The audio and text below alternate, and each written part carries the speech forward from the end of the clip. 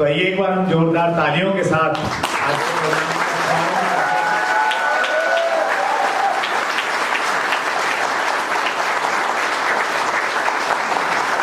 You so much, बहुत बहुत धन्यवाद, सभी का बहुत बहुत स्वागत है। आज हमारा पैनल डिस्कशन का सब्जेक्ट है कि डायरेक्ट सेलिंग इंडस्ट्री में ट्रेनिंग्स की और स्किल्स डेवलपमेंट की क्या रिक्वायरमेंट है। हम सब लोग भली भांति जानते हैं कि डायरेक्ट सेलिंग इंडस्ट्री में कोई एंट्री बैरियर नहीं है। 2016 में गाइडलाइंस हमारे सामने आई, हेम पांडे सर हमारे बीच में उपस्थित हैं, तो उन्होंने सबके लिए आसान कर दिया कि कोई भी व्यक्ति डायरेक्ट सेलिंग कंपनी में जुड़ सकता है और उसके लिए कोई बाध्यता नहीं है, कोई उसको पेमेंट नहीं देना पड़ेगा, कोई भी कंपल्सन नहीं है, कोई भी जुड़ सकता है। तो एंट्री बैरियर न होने की वजह से बहुत सारे लोग आ जाते हैं। हमारे यहाँ पे रहता ही है ना, हमारे हिंदुस्तान में फ्री में कुछ भी मिल रहा हो तो सब लोग लाइन में हमेशा तैयार रहते हैं, टूटती नहीं लाइन। तो डायरेक्ट सेलिंग इंडस्ट्री में बहुत सारे लोग आ जाते हैं, अलग अलग बैकग्राउंड के लोग आते हैं, एकेडमिक एजुकेशन का कोई क्राइटेरिया नहीं रहता है।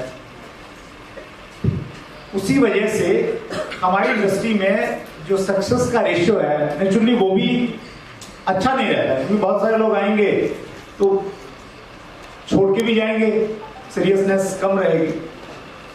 लेकिन अभी धीरे धीरे चीजें बदल रही हैं, चेंज हो रही हैं। मैं कुछ ऑर्गेनाइजेशंस को जानता हूं जहां पे ये गाइड किया जाता है कि आप हर व्यक्ति को अपना डायरेक्ट सेलर मत बनाइए, उसको अपना कंज्यूमर बनाइए, उसको प्रोडक्ट अवेलेबल करवाइए, और जब आपको लगे कि वो सीरियस है उसके बाद ही उसको आप डायरेक्ट सेलर बनाइए। इससे सक्सेस रेशियो भी बढ़ेगा। और डायरेक्ट सेलिंग में जो नेगेटिविटी कहीं ना कहीं क्रिएट होती है, नेगेटिविटी कौन क्रिएट करता है? वो लोग क्रिएट करते हैं जो डायरेक्ट सेलिंग में कहीं ना कहीं जुड़े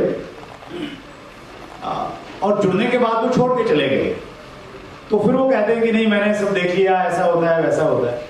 तो वो जो नेगेटिविटी क्रिएट होती है वो भी कम हो जाएगी। तो इसी विषय पे हम लोग बहुत डिटेल में हम लोग आज बातचीत करेंगे। तो सबसे पहले मैं धीरज चौहान जी के पास में जाना चाहूँगा। धीरज जी के पास में बड़ा लंबा तजुर्बा है, एज ए डायरेक्ट सेलर भी उन्होंने काम किया और पिछले आई थिंक 2008 से वो एज ए ट्रेनर इंडस्ट्री को सर्व कर रहे हैं। तो आपके ओपनिंग रिमार्क्स धीरज जी।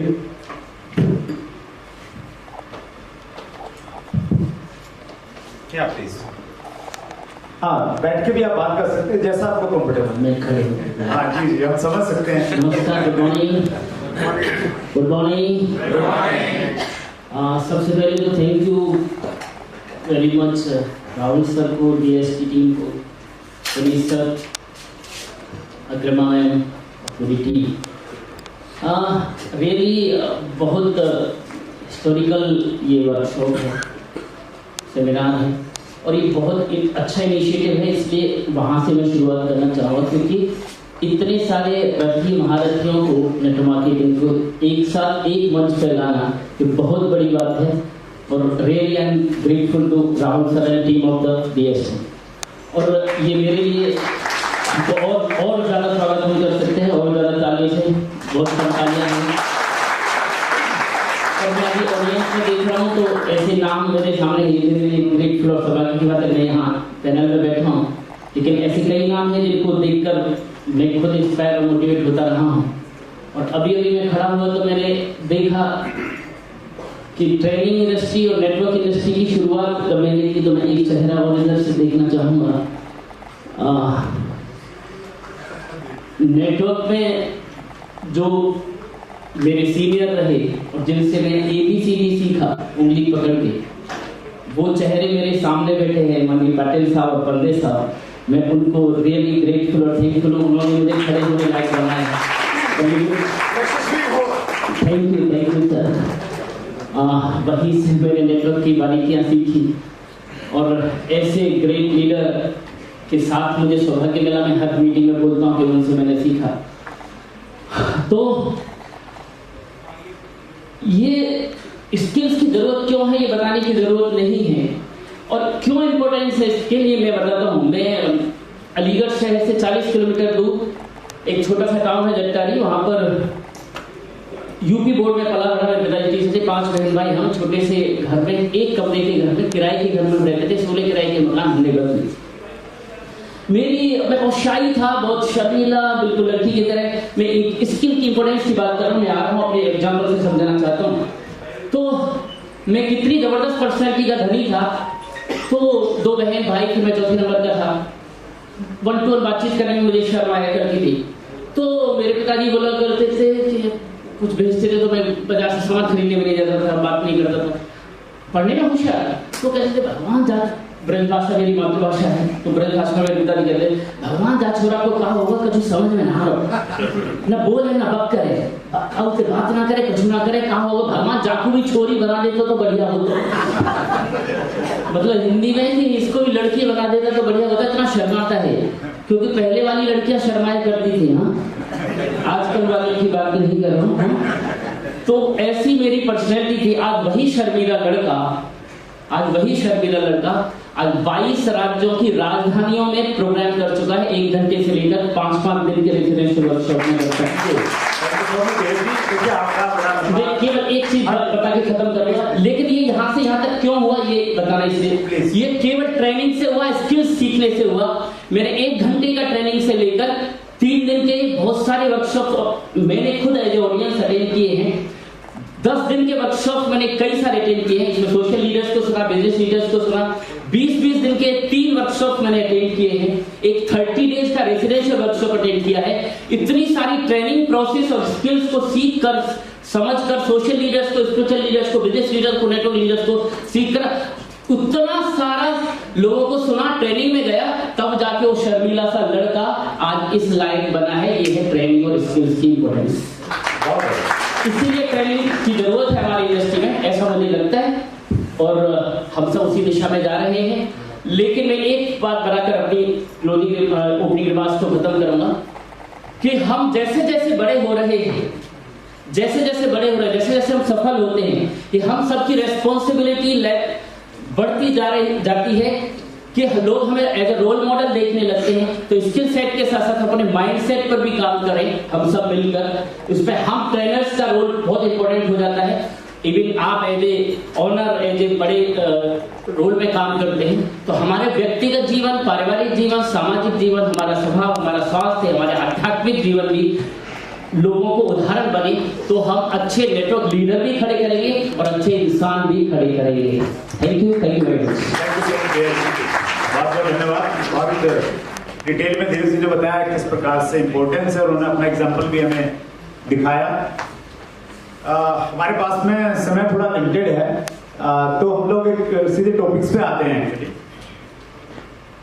देखिए, आज हमारे देश में डायरेक्ट सेलिंग इंडस्ट्री की जब ट्रेनर्स की बात आती है तो दीपक बजाज से बड़ा नाम सामने आता है। दीपक सर, आपने पहल की एज ए ट्रेनर, आप बहुत अच्छे डायरेक्ट सेलर, लीडर, अचीवर थे, अब भी हैं, लेकिन आपने इम्पोर्टेंट समझी और आपका काफ़ी अच्छा एक्सपीरियंस है। और रिसेंटली दीपक जी ने UCY जो एक 3 दिन की वर्कशॉप है, वहाँ से भागते सीधे यहीं पे आ रहे हैं, कल ही वो फिनिश हुई है। तो दीपक सर, हम आपसे ये जानना चाहते हैं कि इस समय इम्पोर्टेंस तो है डायरेक्ट सेलिंग इंडस्ट्री को, ट्रेनिंग और स्किल्स, किस प्रकार की ट्रेनिंग्स की रिक्वायरमेंट है, किस प्रकार की ट्रेनिंग आज एक डायरेक्ट सेलर को हमें देनी चाहिए?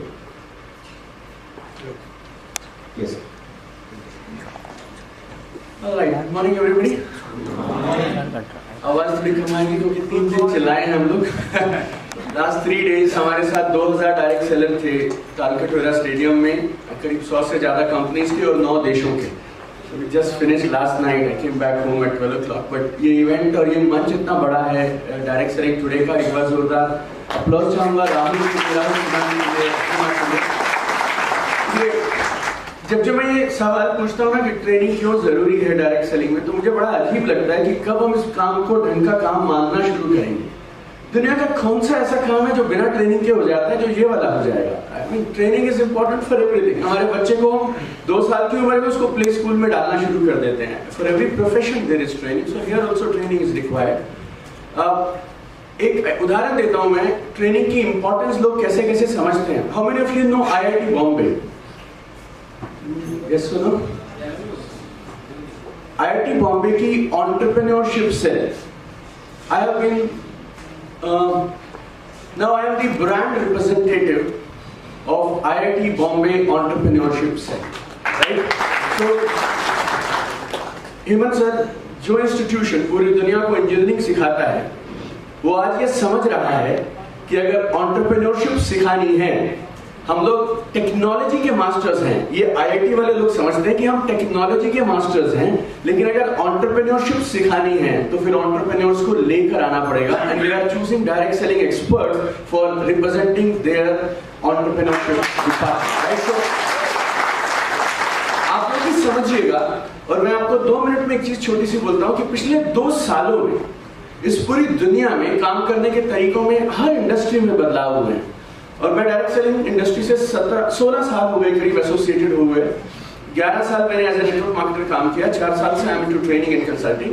पिछले 2 साल में डायरेक्ट सेलिंग में उतने बदलाव हुए हैं जितने शायद पिछले 2-3 दशकों में भी नहीं हुए हैं। Now you need social media, now you need online technology, now you need tools, right? उनके साथ साथ आपको कंबाइन करने हैं आपके पुराने तरीके। पहले आप लोगों को सिखाते थे, मुझे सिखाया गया था आई कांटेक्ट करो लोगों से। अब मैं एयरपोर्ट पे जाता हूँ, कोई आई कांटेक्ट कर नहीं रहा है क्योंकि वो मोबाइल में है। 2 साल मैंने फाइट किया मेरी पुरानी ट्रेनिंग से कि वो मुझे आंखों में आंखें डाल के देखेगा, मैं बातचीत शुरू करूंगा और प्रोस्पेक्टिंग शुरू होगी। वो देख ही नहीं रहा है। 2-3 years I thought I will find a way, मुझे रास्ता नहीं मिला, but smart way is get into the mobile itself, right? So जिस तरह से बाकी सब चीजों में बदलाव हुए हैं, यकीन मानिए पिछले 2-3 साल में डायरेक्ट सेलिंग इंडस्ट्री के करने के तरीके बदल रहे हैं। आज से करीब 10 साल पहले जब मैं लोगों के ड्राइंग रूम्स में प्लान दिखाने जाता था तो सवाल ये होता था कि नेटवर्क मार्केटिंग क्या है, हम आपको बताएंगे कैसे करना है, दिस एंड दैट। अब सवाल ये नहीं है दोस्त कि डायरेक्ट सेलिंग क्यों करें। अब सामने वाला तुम्हारे से पहले 6 कंपनी के प्लान देख चुका है और वो तुमसे पूछेगा तुम्हारे साथ क्यों करूं। क्योंकि जैसे ही तुम उसके ड्राइंग रूम से बाहर निकलोगे, वो सोशल मीडिया पे सर्च करना शुरू करेगा, उसे 150 लोग मिलेंगे उसी के शहर में जो इस बिजनेस को कर रहे हैं। तो अब आपको भी जैसे लोग शहर में, जैसे मेरा विजन जो है 2 साल के बाद डायरेक्ट सेलिंग में क्या होने वाला है, जैसे शहर में आप अपने बच्चे को दिखाने के लिए बेस्ट डॉक्टर ढूंढते हैं, अपने बच्चे की स्कूलिंग के लिए बेस्ट स्कूल और बेस्ट टीचर ढूंढते हैं, अपना केस लड़ने के लिए बेस्ट वकील ढूंढते हैं। Now people will look for best professional expert direct sellers जो प्रोफेशनल तरीके से इस बिजनेस को करने लगे, और हमारा रोल कंसल्टेंट जैसा रोल होने लगेगा। कंपटीशन बढ़ेगा तो खुद पे काम करिए, अपने माइंडसेट को डेवलप करिए, लेटेस्ट अपडेटेड टूल्स और टेक्निक्स के साथ में काम करिए, क्योंकि आपका प्रोस्पेक्ट बदल गया है। और अगर आपके प्रोस्पेक्ट का लाइफस्टाइल, सोचने का तरीका, कहां वो समय बिताता है वो तरीका बदल गया है, तो देन फिर आपको अपने काम का तरीका बदलना पड़ेगा। और अगर आप वही करेंगे जो आपने 10 साल पहले किया है, you trust me on this, you will be out of the game, right? So this is the change I feel is happening right now. Thank you so much Deepak sir. और ये हर डायरेक्ट सेलर के लिए बहुत खुशी की बात है कि IIT बॉम्बे में एंटरप्रेन्योर को रिप्रेजेंट करने के लिए हमारे बीच के एक डायरेक्ट सेलर, एक ट्रेनर दीपक बजाज हैं। सो ये बहुत प्राउड का मोमेंट हम सबको दिया है Deepak sir, thank you so much for that. स्टेन सर हमारे बीच में है, बहुत एक्सपीरियंस पर्सन है, ट्रेनिंग के फील्ड में बहुत अच्छा काम कर रहे हैं। स्टेन सर वही क्वेश्चन, किस दीपक जी ने बताया कि देखिए चीजें बदल गई हैं, पुरानी चीजों को, पुराने जो प्रोस्पेक्टिंग के तरीके थे, कॉन्टेक्टिंग की स्किल्स थी, उनको आज चेंज करना पड़ेगा। ये बात सही है। इसको थोड़ा और आगे बढ़े, मैं थोड़ा एक अलग टॉपिक पे थोड़ा ले जाना चाहता हूँ इस कन्वर्सेशन को। एज ए ट्रेनर हमारी रिस्पॉन्सिबिलिटीज क्या है? एज ए ट्रेनर जब हम लोगों के बीच में जाएं, ट्रेन करें लोगों को, तो हमारे कुछ गोल्स होते हैं, ऑब्जेक्टिव तो रहते हैं, हमारी रिस्पॉन्सिबिलिटीज क्या होनी चाहिए, लेकिन रिस्पॉन्सिबिलिटीज को हमें ध्यान में रख के लोगों से बातचीत करनी चाहिए। So thank you Surendra Bharsi. Good morning everyone. सबसे पहले इस मंच में ये मंच शेयर करने के लिए, एक प्लेटफॉर्म क्रिएट करने के लिए राहुल सुदान जी आपका बहुत बहुत धन्यवाद। और जैसे पहले स्पीकर्स ने भी बताया किया कि डायरेक्ट सेलर्स को सबको साथ में एक लाना काफ़ी अपने आप में साहस होता है। And I'm also sitting next to the veterans of this industry. Surendra Singh के साथ काफ़ी समय से मैं जानता हूँ और हम लोगों ने काफ़ी समय साथ में बिता दिया है. And so is Mr. Lalit Arora और उनके साथ दीपक बजाज और बहुत सारे और भी ट्रेनर आपके यहाँ पे भी बैठे हैं. So मैं डायरेक्ट सेलिंग इंडस्ट्री में पहले 10-12 साल मैंने डायरेक्ट सेलिंग इंडस्ट्री में एज अ नेटवर्कर भी काम किया. उसके बाद मैं ट्रेनर और कंसल्टेंट के बाद मैं एज एन एंटरप्रेन्योर मेरी खुद की एक डायरेक्ट सेलिंग कंपनी भी थी और वो कंपनी का प्रोडक्ट था जेनेटिक्स. तो मैं इस टॉपिक को जेनेटिक्स के पर्सपेक्टिव में अगर देखूं तो रिसर्च ये कहता है कि एक बड़ा सवाल हम सभी लोग इंडस्ट्री में करते हैं कि आर लीडर्स बॉर्न और leaders created.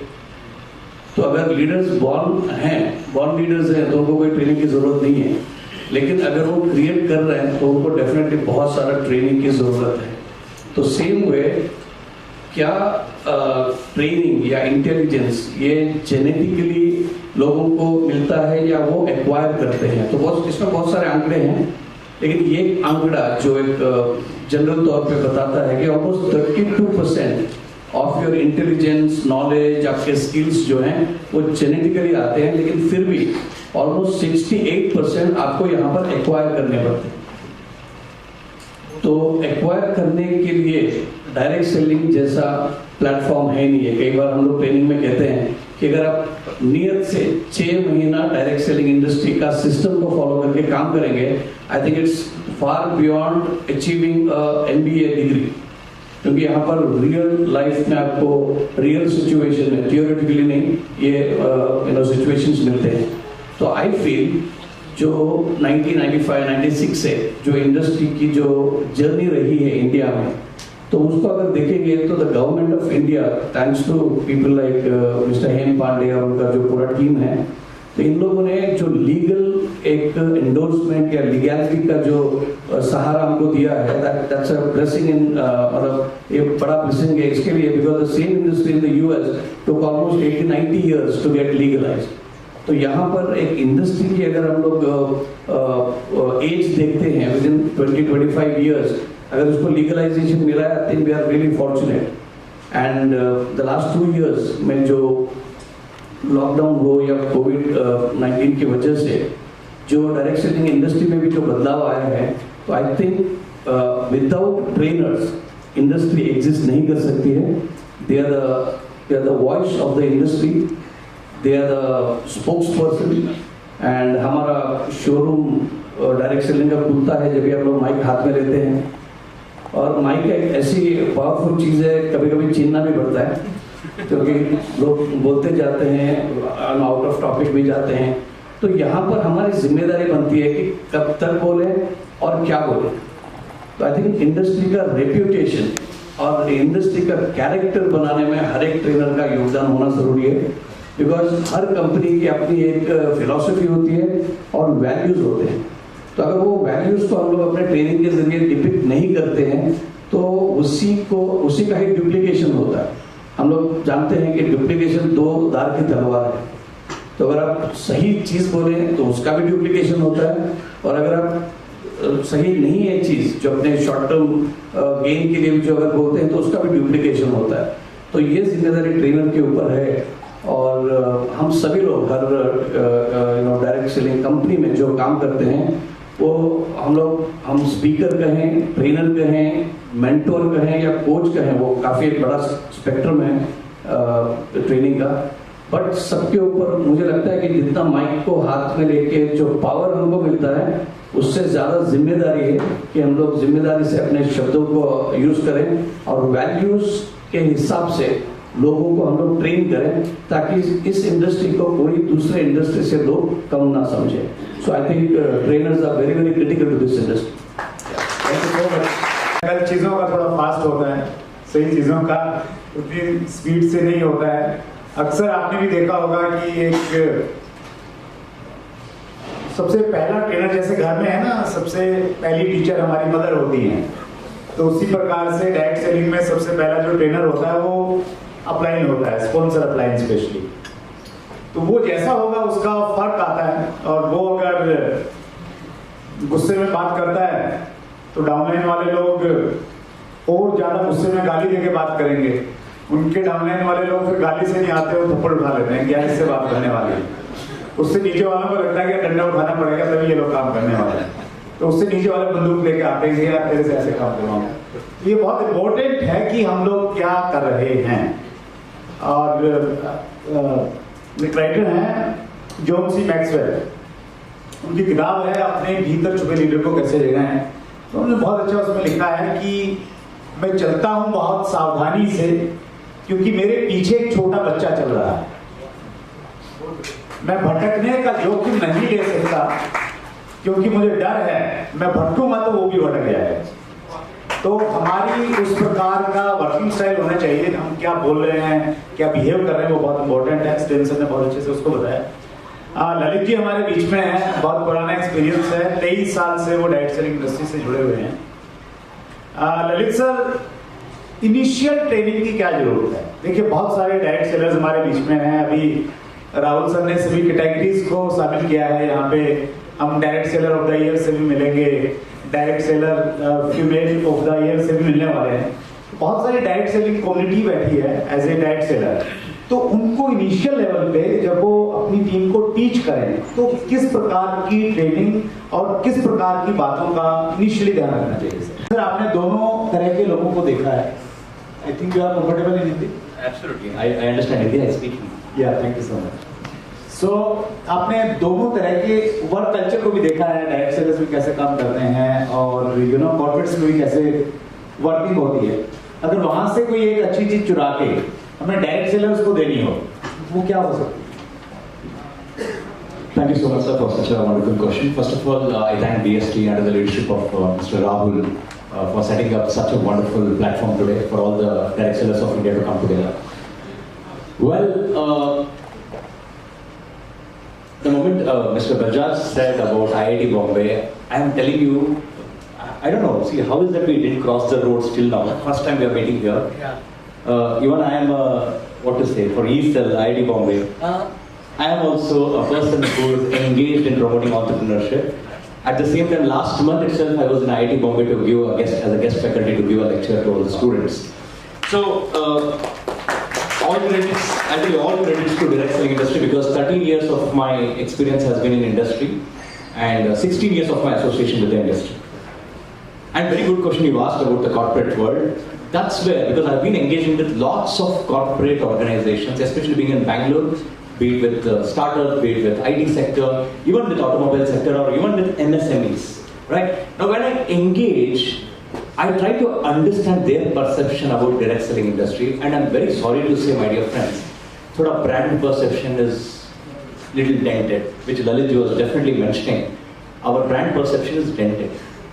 But essentially, the kind of knowledge and skills हमारे पास जो है, वो किसी corporate के पास नहीं है। And एक दावे के साथ मैं कह सकता हूँ क्योंकि technically, technologically, they are very sound. What you mentioned about IT, they are damn brainy. They are very good. But when it comes to people skills, engaging with human beings, understanding human behavioral skills, that only direct sellers understand. Because you have been on the field and engaging.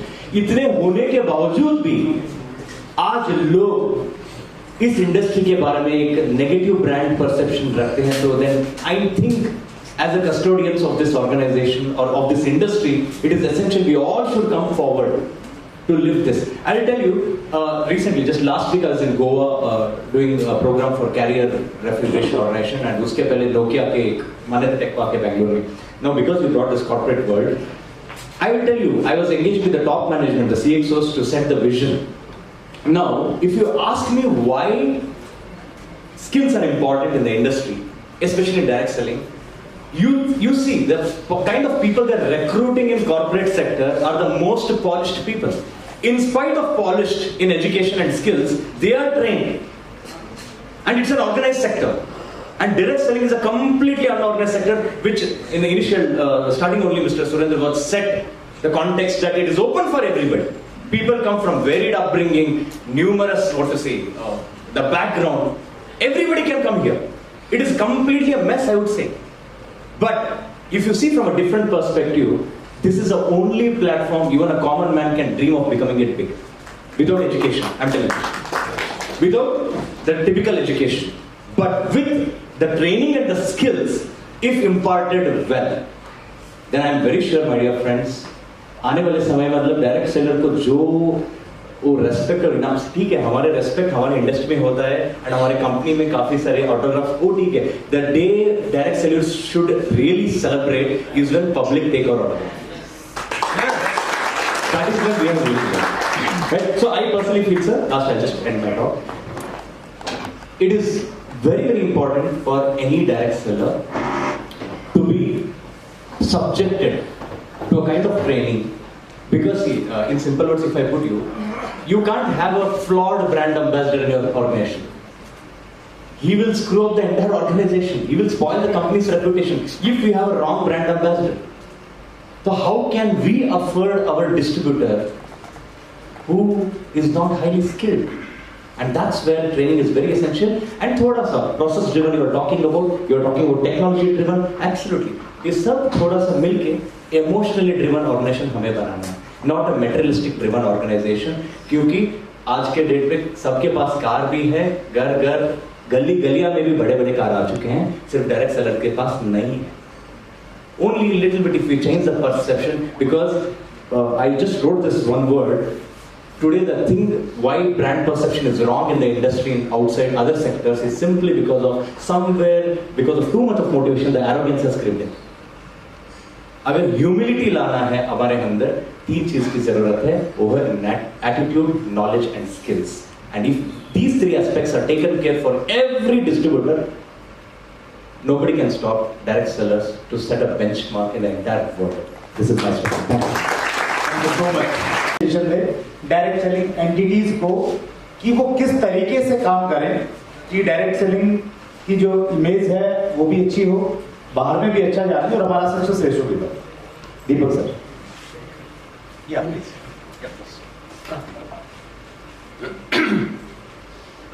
Direct sellers और direct selling entities. Okay, direct sellers के लिए मैं एक चीज बोलूंगा. देखिए, हम लोग जितनी मेहनत करते हैं एक सेल क्लोज करने में, हम उसका 1% मेहनत करते हैं उन लोगों का ध्यान रखने में और उनको सही टेक ऑफ करवाने में. आप 10 चक्कर लगाते हैं उसके घर पे और जिसको ले जा सकते हैं. आपका बस चले तो आप एमडी को भी ले जाएं उस एक सेल को क्लोज कराने के लिए. लेकिन एक बार वो सेल आ जाती है, उसके बाद we start getting to second sale, third sale, fourth sale, and we just we leave those people. So all direct sellers should have a proper, एक solid, ठोस टेक ऑफ सिस्टम बनाइए अपनी टीम में और अपने साथ आने वाले सभी लोगों को उस टेक ऑफ सिस्टम के माध्यम से संभाल के रखिए. And people who are directors of direct selling companies, आप बड़े सेमिनार्स करते हैं जिसमें आप गाड़ियां बांटते हैं, बहुत सारी चीजें दिखाते हैं, रिकॉग्निशन होता है, बड़ी सेलिब्रेशंस होती हैं, वो करते रहिए. But we need to have half day, full day skill based trainings also, जिसमें आप लोगों के स्किल्स डेवलप करिए कि कैसे वो इस नई न्यू एज नेटवर्क मार्केटिंग में नए स्किल्स, टूल्स और माइंडसेट से खड़े रह सकते हैं. सो these are my two recommendations. Thank you so much, Deepak sir. बहुत वैल्यूएबल इनपुट है. स्टेन सर, इंडस्ट्री में 2-3 एसोसिएशंस हैं, आईडीएसए है, एफडीएसए है, फिटसी है. तो इंडस्ट्री ऑर्गेनाइज हो चुकी है एक हद तक, गवर्नमेंट के साथ भी लिएजॉन हो चुका है. लेकिन नेशनल लेवल पे एक बेंचमार्क करने के लिए there is no forum for the trainers. तो मेरा रिकमेंडेशन ये रहेगा कि नेशनल लेवल पे some of the responsible companies can send their one representative and एक नेशनल लेवल पे ट्रेनर्स का एसोसिएशन हो जाए. इट्स लाइक एक गिल्ड जैसे हो जाए, तो उससे we can set the benchmark for the industry कि इसके नीचे we will not deal with the values, reputation and the character of the industry. That's my recommendation. Thank you so much. Thank you. Lalit sir, एक suggestion direct sellers को और एक direct selling entities को. Okay, सबसे पहला मेरा जो suggestion है डायरेक्ट सेलिंग कंपनीज के लिए, that is value for money.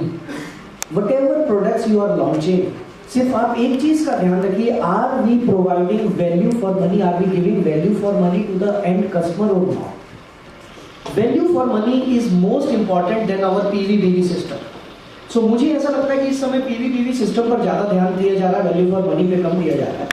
दूसरी चीज, जो जल्दी जल्दी प्लान बदलने के तरीके चल रहे हैं मार्केट में, नेटवर्क का टूट जाता है। नेटवर्क का टूट जाता है जब हम अपना बेसिक स्केलेटन प्लान चेंज कर देते हैं, नेटवर्क का टूट जाता है। सो इन दो चीजों पर अगर आप ध्यान देंगे तो definitely all leaders will stick to you. और मैं सभी जितने नेटवर्क मार्केटिंग के सीनियर लीडर्स मेरे सामने आदरणीय लोग बैठे हैं, मैं आप सभी को सिर्फ दो चीजें कहना चाहूंगा। एक तो हम सेल क्लोज करने के चक्कर में जो बहुत बड़ी बड़ी हवा में बातें कर देते हैं उसको थोड़ा सा कम करना पड़ेगा, राइट। और दूसरी चीज, यस, फील्ड में जाकर सपोर्ट करनी होगी। आज अगर हम नेटवर्क मार्केटिंग इंडस्ट्री में थोड़ी सी भी नेगेटिविटी की बात करते हैं तो उसमें बहुत बड़ा रोल हम लोगों का है जब हम गलत कमिटमेंट्स करके उन कमिटमेंट्स को निभाते नहीं हैं तो हमारी टीम नेगेटिव होती है। Thank you so much.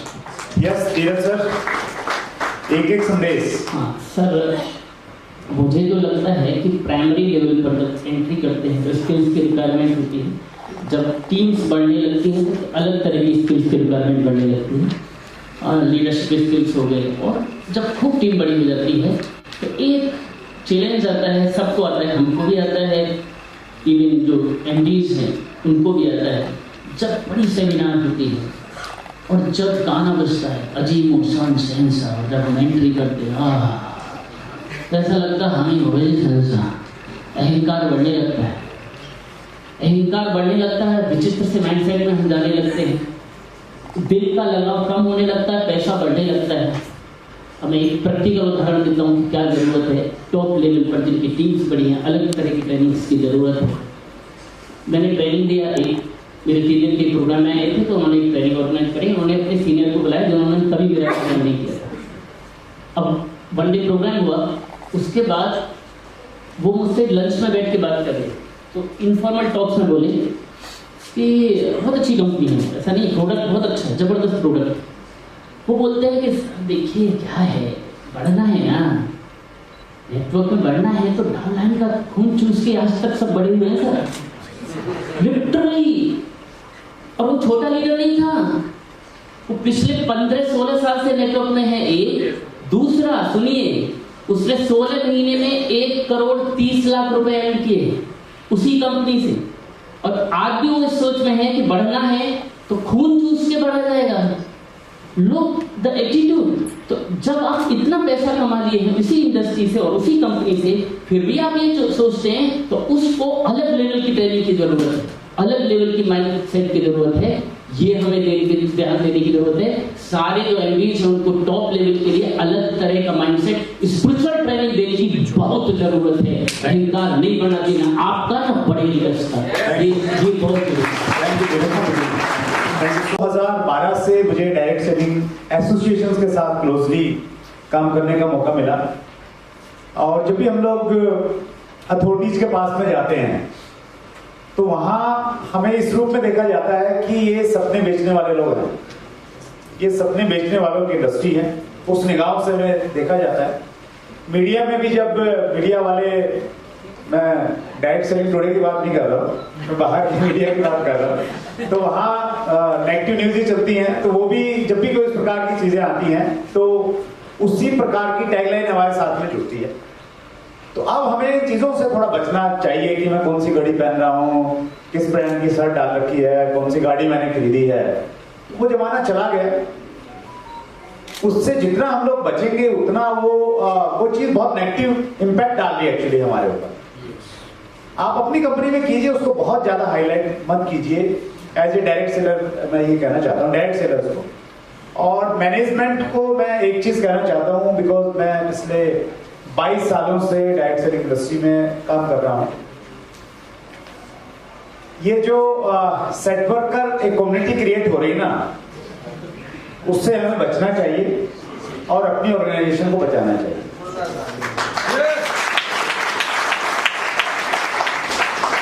जिस प्रकार के माइंडसेट के लोग आएंगे, देखिए अगर हम किसी को पैसा देके या कोई एमजी देके अगर लेके आएंगे तो क्या आपको नहीं लगता कि दूसरों के पास में पैसा नहीं है? और क्या आपको, हमें लगता है कि ये मेरे पास तो पैसा देके आ गया, लेकिन मेरे यहाँ तो ऐसी गंगा बहती है, इसमें आके ये पवित्र हो जाएगा, फिर जाएगा नहीं कहीं। तो वो जाएगा और बहुत सारों को साथ में लेके जाएगा और रेपुटेशन को खराब करके जाएगा। तो ध्यान रखिए, डायरेक्ट सेलिंग में कुछ भी छुपता नहीं है, बिल्कुल ट्रांसपेरेंट है सब कुछ। आप किसी को कुछ भी देंगे, जब आपके कर्मठ डायरेक्ट सेलर को वो चीज मालूम चलेगी ना, उसका उसी दिन से मोह भंग हो जाएगा और उसी दिन से वो काम करना छोड़ देगा। और हमारे पास भी कुछ एग्जांपल हैं, कुछ कंपनियां आती हैं, जब वो आती हैं तो एक साल में ऐसा लगता है कि बस यही सब कुछ है, और फिर उनकी उनती गिनती बहुत तेजी से शुरू हो जाती है।